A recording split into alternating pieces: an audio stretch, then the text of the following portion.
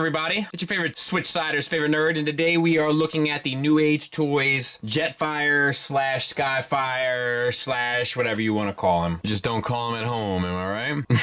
I'm tired. I'm really tired. That being said, this is on loan to me from Scott M. Scott M has a history of sending me things and it being very memorable for a lot of negative reasons. I'm hoping that we can break the trend with this guy today, but only time will tell. In less than 3, they say. So with that, let's go ahead and get started. But in order to get started, we had to start with accessories, which is namely his iconic blaster with the double barrels. No paint, which is a shame because this is big enough where they could have done some stuff here, and just gray plastic. But he will hold it just fine in a peg into the handle kind of matter, like a Masterpiece. But this is a bit different because it slides down on the rail, which doesn't hold it necessarily as securely, but is easier to kind of work with, so I'm ultimately okay with it. The gun can also be stowed underneath the cockpit in alt mode.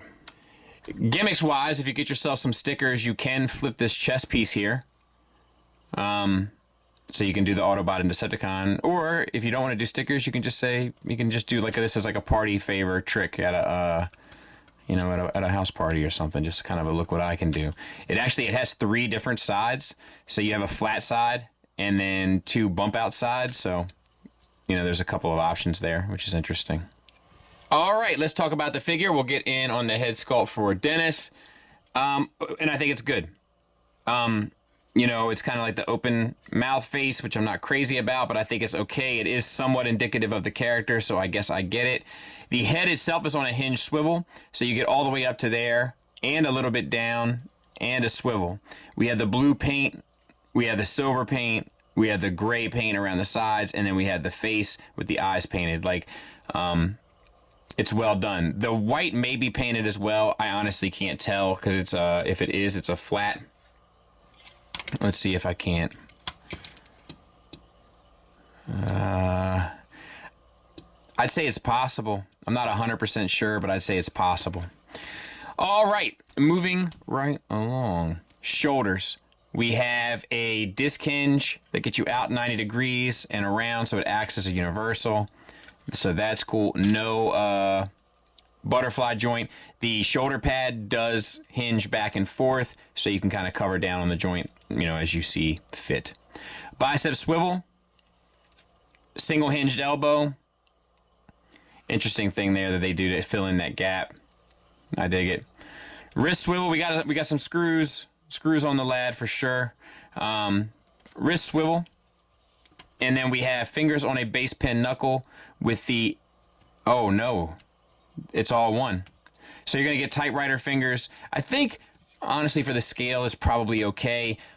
I think I would have still preferred the swap out hands. It's kind of a new age thing. I get that this figure is bigger. So therefore, you know, you can kind of get away with it or whatever. I get that. I understand that. That's not lost on me. I'm just not sure if I prefer it. Same for the other side. Deco wise, did we do an elbow? I'm not sure that we did. Single hinge, get you a little bit past 90 degrees. Maybe we did do it. I can't recall. And then this joint moves as well. All right, for the waist, we have the silver vents painted. We have the translucent blue, and we have the red stripe across.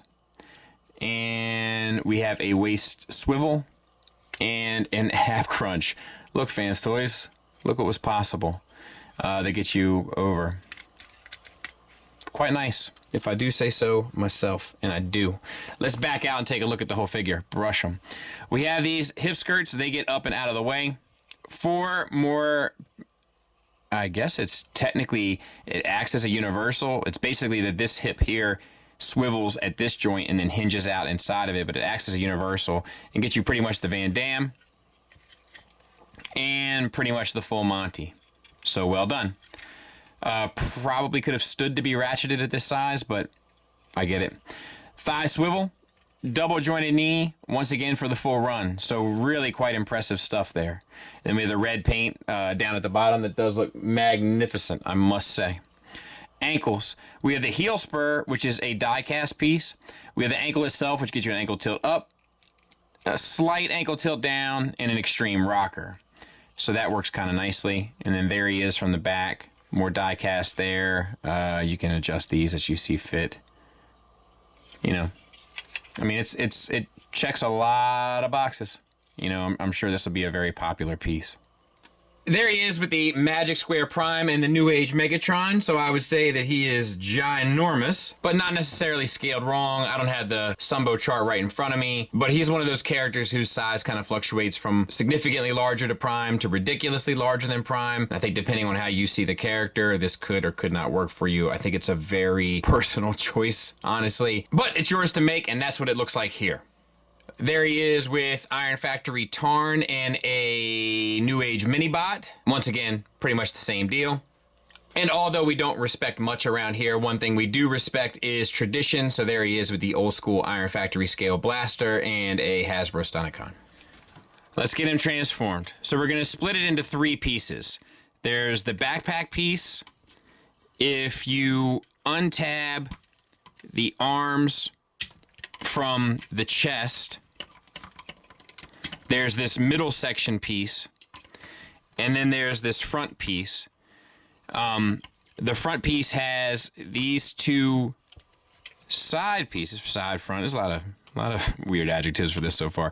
That come up, and you want to bring these chest sections around to the side, and then you want to lift up this piece here,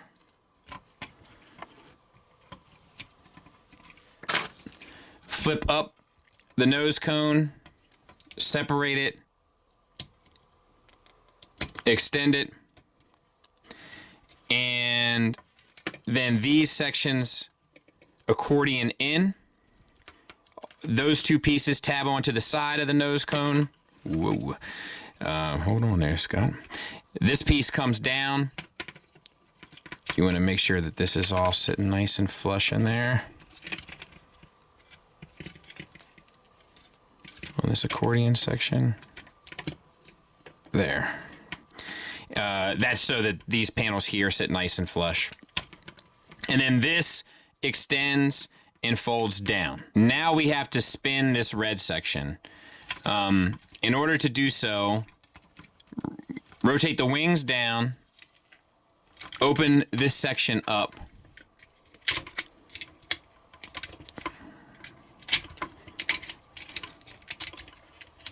and you can fold these 2 red pieces that you immediately come in contact with. Fold the first section in once, all the way, and the bottom section you can fold like 90 degrees. While you have the back of the head, you can go ahead and turn that 180 degrees as well. And then you want to make sure that you have the red sections pulled all the way out so that these screws here are sitting on the inside of the oval. And then you want to flip. So this piece is going to have to, let me aim the camera down. These arm pieces are going to fold in. And this section here, oh boy, is going to flip around to the opposite side.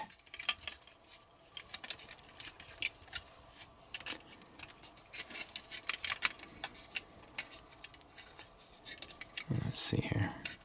Get those underneath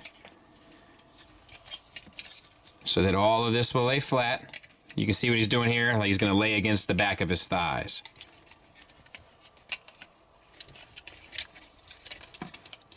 All right, what's the problem?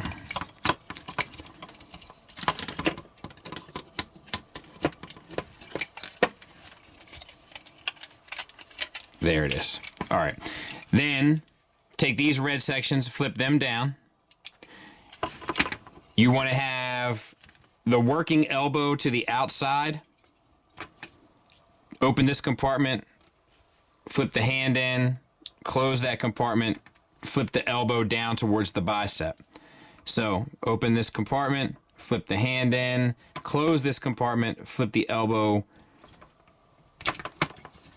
Oh, see, I had it on the wrong side. Flip the elbow down towards the bicep. And I believe they're supposed to be on the outside. If I'm wrong, we'll switch it. All right, now we have to form a box around the arms. And I hope that I have this right. But extend this and this, form that side of the box, and then you can flip this piece down and form this side of the box, and then make sure your wings are extended here, and this will come up and over and peg into the opposite side and form the red section of the jet. Then nothing left but the legs. So flip in the heel spurs, rotate the ankles out of the way. This is only so that you can flip around your thrusters there. And then flip the foot back in and around and peg it in. Same on this side. Flip the foot out. I think you got to flip this out first. Yes. Then flip the foot in, spin it back in, peg in, connect both legs together, and then you got to combiner wars the legs in while encapsulating the faux thrusters with the actual ones. And then a lot of this stuff pegs in to the back, which may have already happened. And then we're going to flip out this wing, this wing, this wing, and this wing. And that's it. I'll clean them up. We'll take a look at them. And there it is. Let's go ahead and do size comparison first, just because I have Tiger Tracks right here. So, I mean, big beefy unit, you know.